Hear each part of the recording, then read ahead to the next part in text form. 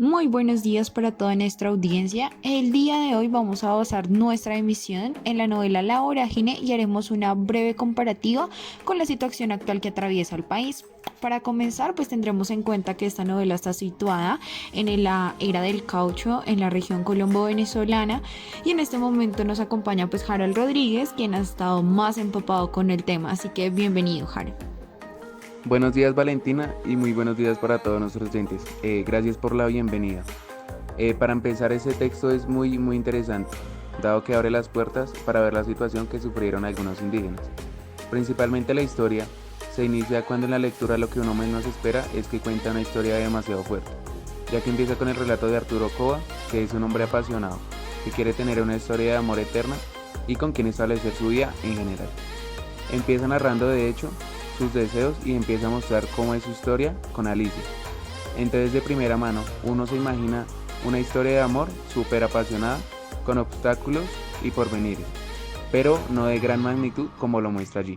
Concuerdo totalmente contigo. Esta historia pues que se va desarrollando con los personajes que a la final pues son 100% reales. ¿A qué hago referencia con esto? Que pues después de la publicación se hace un análisis, se encuentra pues fotografías, relatos que llevan pues a la conclusión de que esta historia pues ocurrió en Colombia y pues que es una historia muy compleja que ha traído como muchas opiniones y nuevas formas de ver lo que ha ocurrido en ese transcurso del tiempo. Total Valentina, muy de acuerdo contigo. Lo que me llevó a continuar con la lectura es que es una novela demasiado conocida y fue lo que me motivó aún más a leerla. Como te contaba desde un principio, es un poco más de una relación amorosa y ellos escapan a vivir una vida diferente, huyendo de las realidades y complejos que se vivían a diario, que no agradaban. Sin embargo, en el camino y la huida a la región de Casanare es que se empiezan los conflictos y los problemas, y esto los lleva a situaciones aún más complejas. Estas situaciones son los que dan el abrebocas para poder conocer todo lo que ocurre con los caucheros en esta época, que realmente es lo que queremos plantear el día de hoy. Bueno, Alicia y Arturo comienzan el recorrido para llegar a Casanare. Se encuentran con Don Rafo, que les brinda el hospedaje y ayudas para conseguir lo que para ellos era necesario en ese momento, como comida, pues realmente cosas básicas y lo que solicitaba Alicia. Don Rafo hacía lo posible pues para conseguírselo. Ya cuando ellos llegan a su destino, que pues en este caso es Casanare, conocen a la pareja Griselda y a Fidel Franco, que también pues le brindan esta misma ayuda.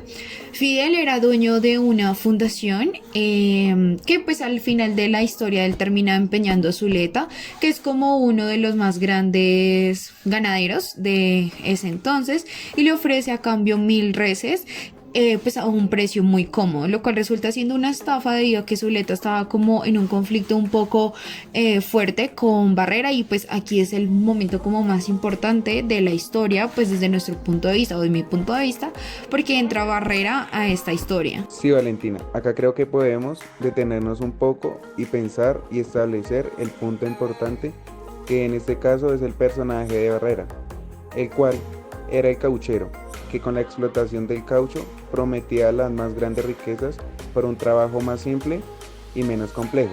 Trata de hacer que más gente se una a esto, y es aquí donde se empieza la crítica significativa a lo que vivieron las tribus indígenas en esta época.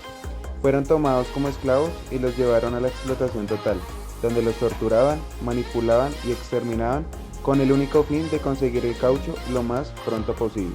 A mí, Harold, realmente me parece increíble que después de tanto tiempo en Colombia se siga viviendo de la misma manera, pues cierto tipo de situaciones, aunque no se manifiesta como tal una esclavitud actualmente, hay ciertas cosas pues que realmente no han cambiado, aunque podemos ver cierto tipo de esclavitud, digamos pues en trabajos, porque los trabajos actualmente demandan mucho tiempo. Hay unos trabajos que pues son más de 10 o 9 horas trabajando y pues el salario no es muy bueno, lo que puede representar como una esclavitud, pero no como tan directa como ocurría en ese entonces.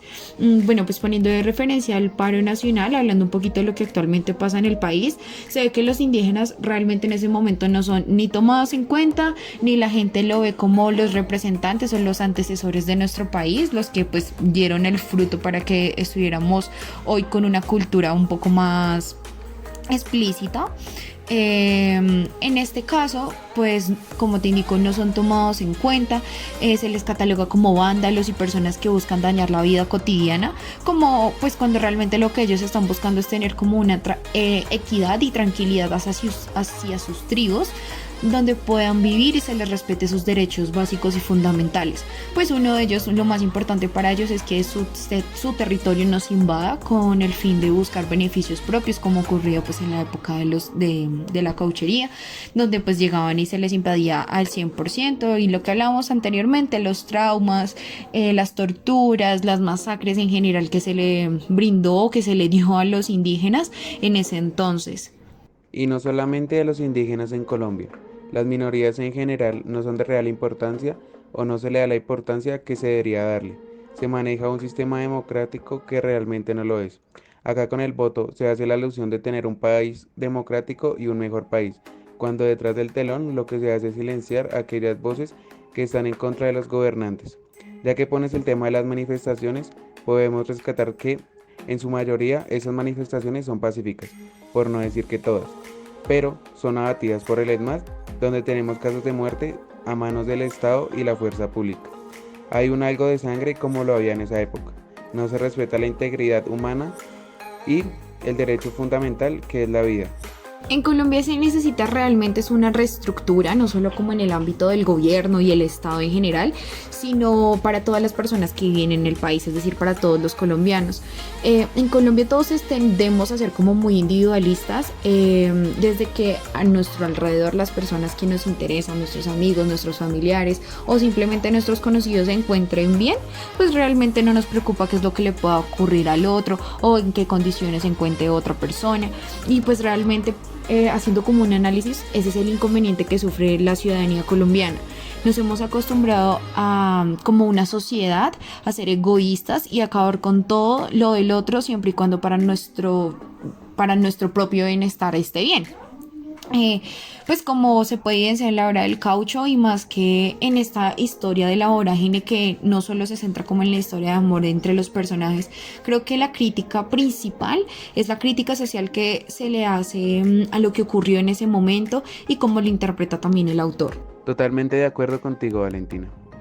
El Estado colombiano y los grandes gobernantes deben empezar todos sus cambios desde el núcleo familiar. Un caso muy particular que se comunica en el libro y que me generó un gran impacto es el señor Clemente Silva, que es un hombre que se le ha violentado todo en su ser, desde la parte física hasta la parte emocional. Cuenta que su historia comienza por la búsqueda de su hijo de 12 años, que a su edad inocente había huido con los caucheros, y él en esa búsqueda se termina uniendo a ellos, donde sufre todo tipo de torturas y violaciones a su integridad durante aproximadamente 16 años. Cuando encontró los huesos de su hijo, siempre estuvo en búsqueda de estar cerca de ellos, pasando de cauchero en cauchero. La narración de la historia de Clemente es una vista clara de lo que sufren todos los padres al perder a sus hijos. La búsqueda de conocer la verdad, saber qué fue lo que pasó, cómo les pasó, y pues realmente en esta búsqueda a ellos no les importa sufrir lo que tengan que sufrir o vivir situaciones que no son pues humanamente como buenas, pues con tal de saber la verdad.